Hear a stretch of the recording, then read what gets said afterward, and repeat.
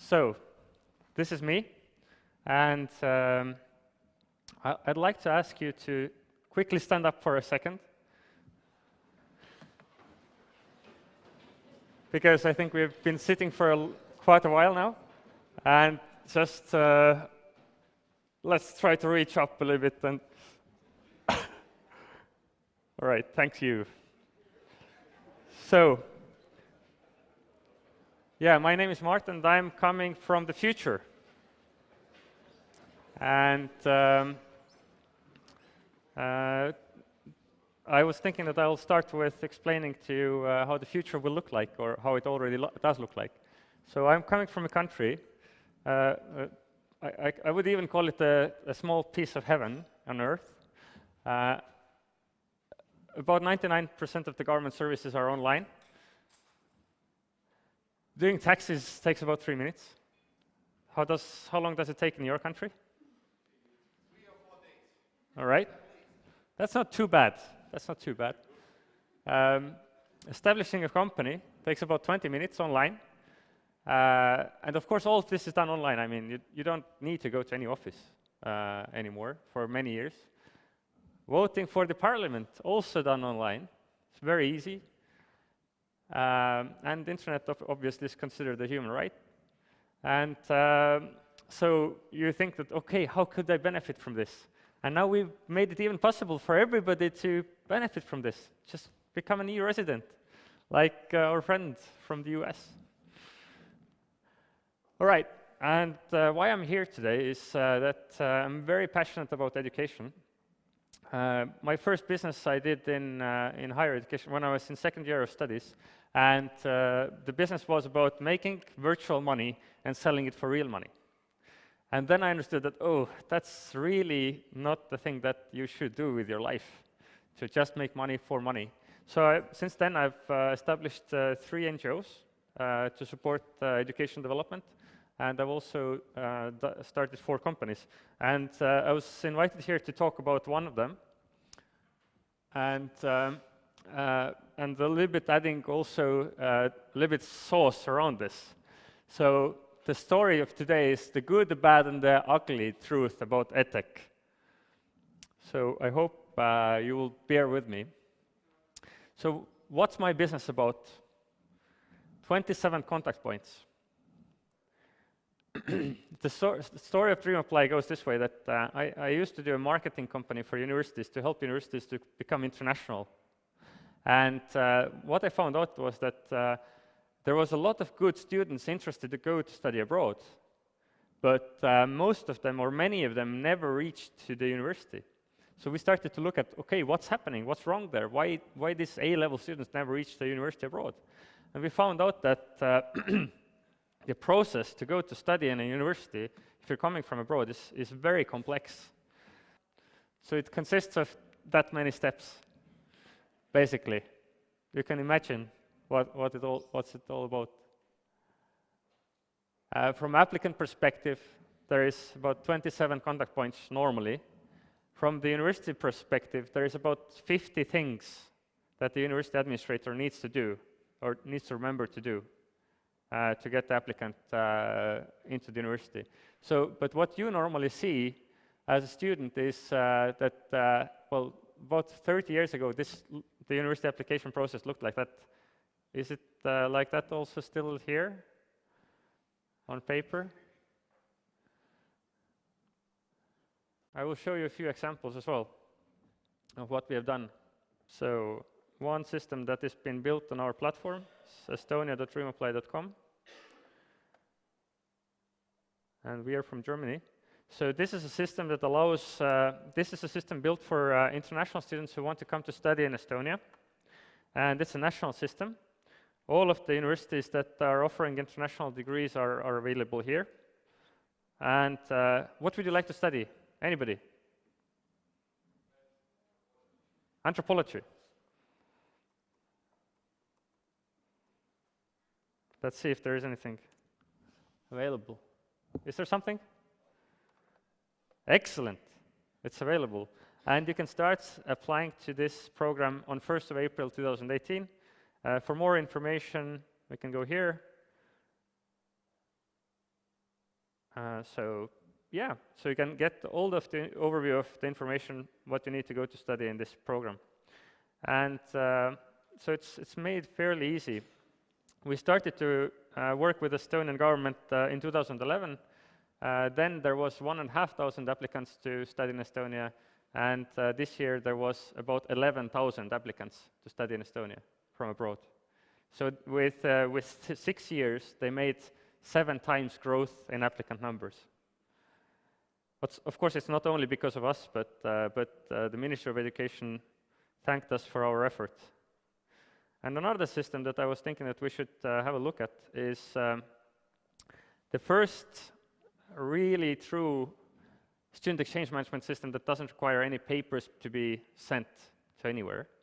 And how it well, I'll just show you actually the institutions that are using this system now. It was just launched this year in February. Right.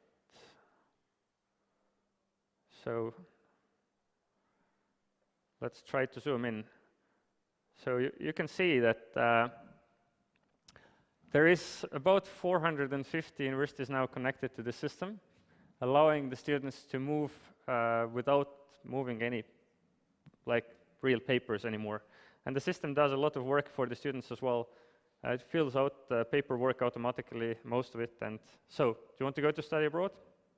It's a lot easier now, or soon will be, if your university will join this platform as well.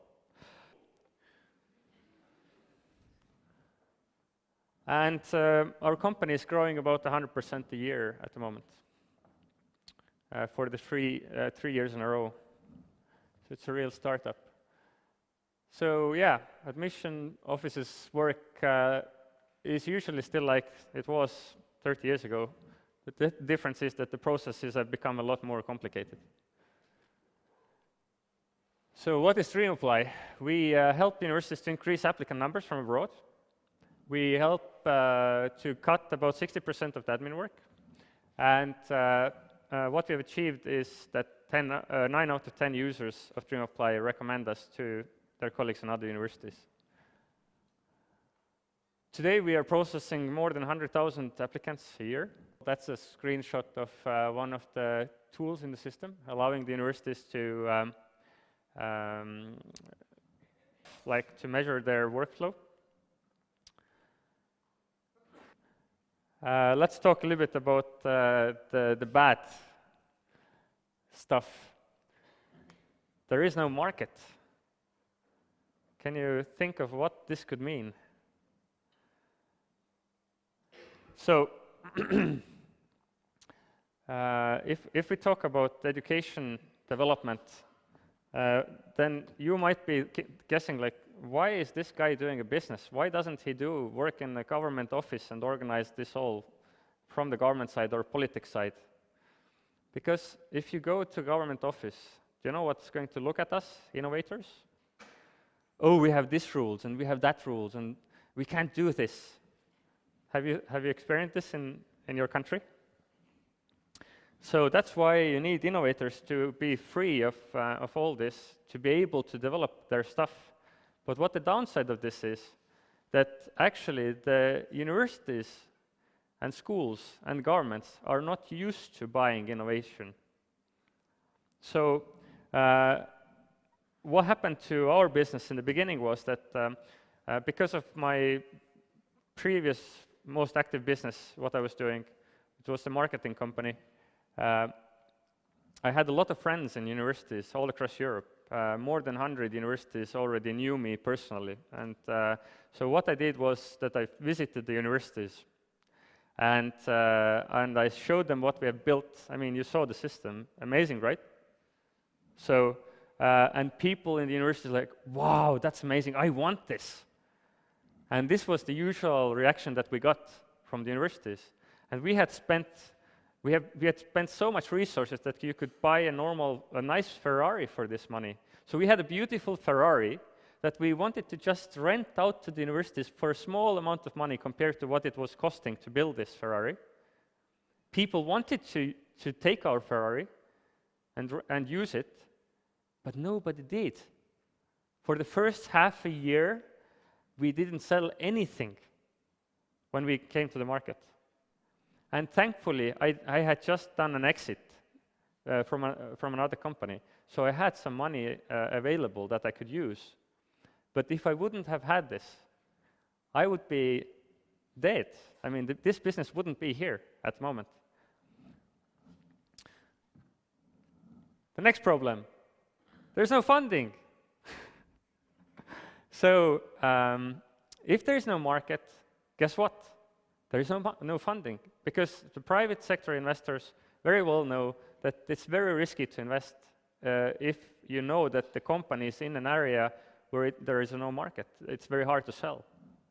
And why I written down third gen under there is that today in Estonia, I already see like a third generation of edtech startups being made now.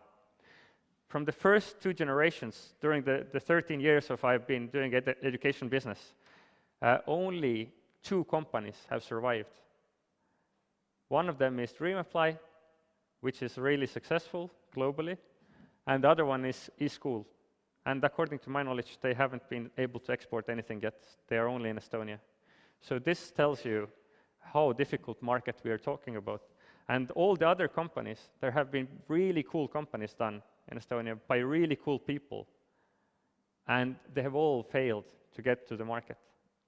And the reason is extremely simple. The universities, the schools, and the governments don't have the thinking of how can I cooperate with innovation-driven people?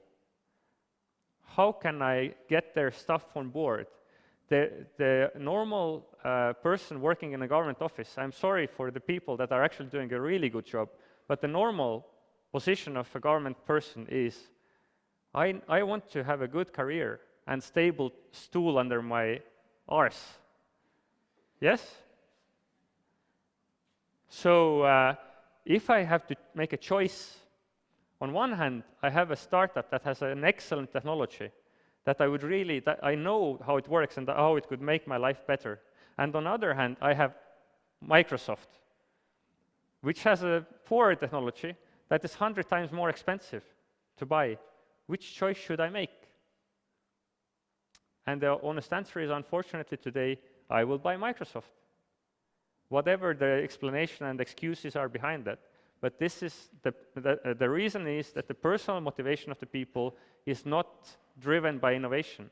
So what I'm saying is that we should think about how we can start implementing the culture of failure and the culture of celebrating failure into our governmental offices and universities and schools, because universities and schools are governmental services in Europe and most of the world. So if you can help me with thinking about that, I would be very, very thankful. On a positive note, this is the amount of money that European universities would make if all of them would apply our service. Can you count the numbers? And it's a very simple calculation how you can make this. One student normally brings in about 10,000 euros a year, and European universities could easily take on board about 10 million students. If they would use the best technology today to accommodate this, they would be able to do it a lot faster than they do it normally. You agree? Does it make sense? Anybody wants to question the calculation? No?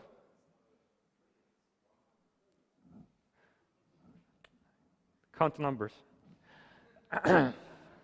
So, Baltic Nordic EdTech Founders Forum is another thing that I've been pushing a little bit. I'm really fed up by the fact that really cool companies in education development, innovation companies, are not getting to the market. And that's why I've started to, about 1.5 years ago, I've really actively started to discuss this topic in a wider audience. And one of the organizations that I co-founded together with my colleagues in education technology and then education innovation is a Baltic Nordic EdTech Founders Forum, which is combining educational innovators from 8 countries in the Nordics: Estonia, Latvia, Lithuania, Iceland, Norway, Denmark, Sweden, and Finland. And we have more than 30 companies already there. And my focus there is to try to help younger edtech startups and innovators to get their companies going. But I can't do this alone. I will need every help that I can get from everybody. So if you can think with me how we can support the innovators to do better, then I would be extremely thankful. I wanted to showcase to you also only 2 companies at the moment that, in my opinion, are doing an amazing job. This is one of our members. It's called The Molecule. And what they're doing is they're making chemistry learning fun. And I just will show you a quick video.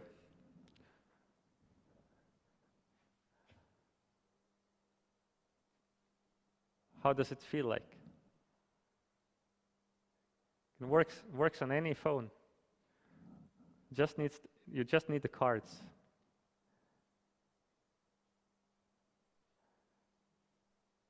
And it's simple augmented reality, actually.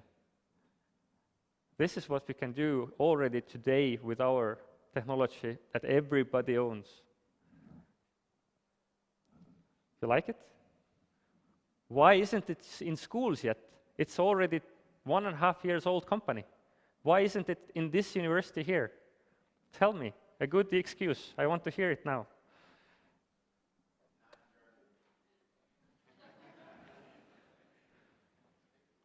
Another company that I wanted to showcase you quickly.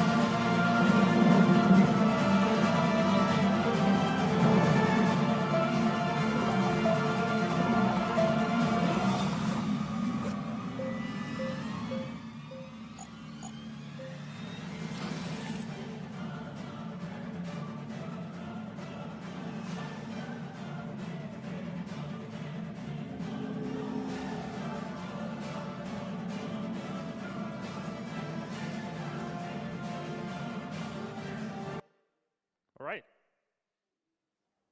How did it feel? So this is an edtech company as well. Did you know what it was about? How did it look like?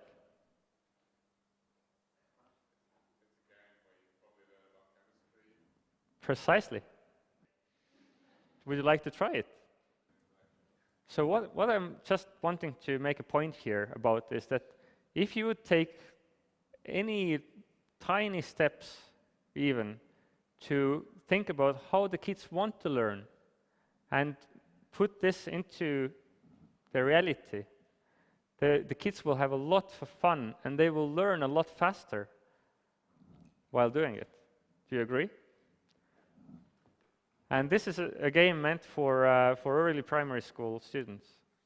And it looks like a very normal computer game, doesn't it? And because there is no market, this company is having a very hard time to get enough financing to grow faster and to reach schools all over the world. So they are trying to sell to parents directly, because the schools are too slow to adopt the technology, because for doing this kind of games, it's actually so expensive that you cannot just do it in your back like garage with your friends.